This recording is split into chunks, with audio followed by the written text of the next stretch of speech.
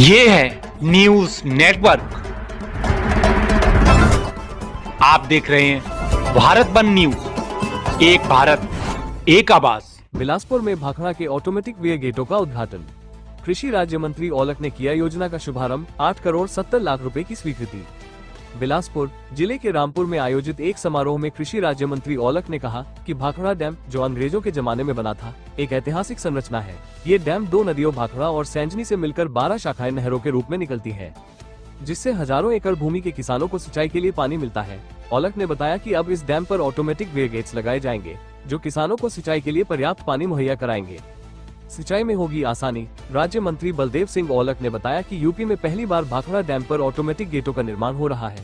ये गेट किसानों को सिंचाई में सहायता प्रदान करेंगे और बरसात के मौसम में पानी की भरपूर आपूर्ति सुनिश्चित करेंगे। उन्होंने कहा कि अब तक डैम के पटले खुलने में समस्या आती थी, जिससे किसानों को पर्याप्त पानी नहीं मिल पाता था, लेकिन अब आधुनिक गेटों के कारण यह समस्या हल हो जाएगी। उद्घाटन समारोह में राज्य मंत्री ने योजना के आधुनिकीकरण का शुभारंभ पूजा अर्चना और फीता काटकर किया। उन्होंने ये भी बताया कि सिंचाई एवं जल संसाधन विभाग को इस परियोजना के लिए 8 करोड़ 70 लाख रुपए की स्वीकृति मिल चुकी है।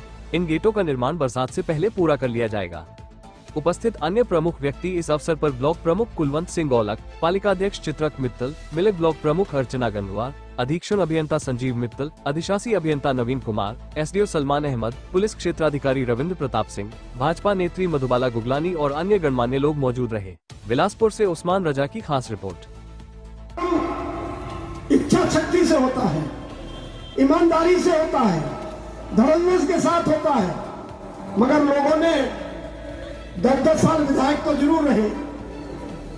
मैं कहना नहीं चाहता हूं, बहुत सारे मेरे पहले मिनिस्टर भी रहे, मगर बिलासपुर के बारे में, बिलासपुर की विधानसभा के बारे में कोई ऐसा काम मुझे देखने को नहीं मिला कि जो काम इसको दिखाया जाए कि इन लोगों ने ये काम किए थे। ये जो काम आपको दिखाई दे रहे हैं, ये 17 के बाद दे रहे हैं। साथियों, रास्ते हुए, बिजली हुई, पुल पुलियां हुई, ये सारी चीजें मैं 100 साल के लिए खत्म करके जाऊंगा। ये मैं आपको बताना चाह रहा हूं कि 100 साल तक आपको आवश्यकता नहीं पड़ेगी। छोटे छोटे सब स्टेशन 10-12 में लगे हुए हैं, वो भी बहुत जल्दी मंजूर होने वाले हैं और आपको एक-एक नया पंचायत पे एक-एक आपका बिजली घर मिलेगा। एक-एक नया पंचायत, लैंड लॉस कम होंगे, बिजली आपको भरपूर मिलेगी और आपको किसी चीज की भी कोई कमी मैं नहीं आने दूंगा। ये मैं आप लोगों से वादा कर रहा हूं। तो ये सब आप लोगों की ताकत है। मैं इस कार्यक्रम में और मैं एक्टिंग साहब से, चीफ साहब से कहूंगा कि इसको जरा जरूर थोड़ा सा सैजनी वाले को पीछे लग के, मेरी भी बात हुई है आपके प्रमुख सचिव अनिल गर्ग जी, उन्होंने कहा कि आपके हम लोग कराते हैं।